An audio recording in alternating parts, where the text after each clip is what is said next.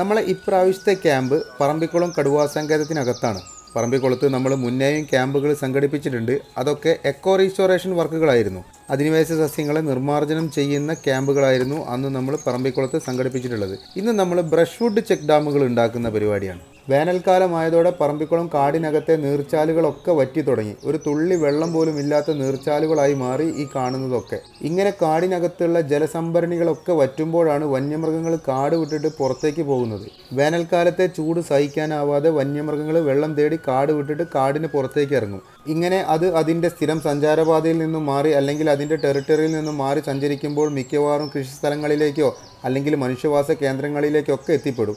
ഈ ഒരു രീതി ഇല്ലാതാവണമെങ്കിൽ കാടിനകത്ത് വന്യമൃഗങ്ങൾക്ക് ആവശ്യമായിട്ടുള്ള വെള്ളം നമ്മൾ സ്റ്റോർ ചെയ്ത് വെക്കണം. അതിനുള്ള ഏറ്റവും ഒരു എളുപ്പവഴിയാണ് ഇതുപോലെ താൽക്കാലിക തടയണകൾ ഉണ്ടാക്കുക. ഒന്നെങ്കിൽ ബ്രഷ്വുഡ് ചെക്ക് ഡാമുകളോ അല്ലെങ്കിൽ ഇതുപോലെ പാറക്കെട്ടുകളൊക്കെ ഉപയോഗിച്ചിട്ട് ഉണ്ടാക്കുന്ന തടയണകളാണ് നമ്മൾ കാടിനകത്ത് വെള്ളം സംഭരിക്കാൻ വേണ്ടി ചെയ്യുന്നത്.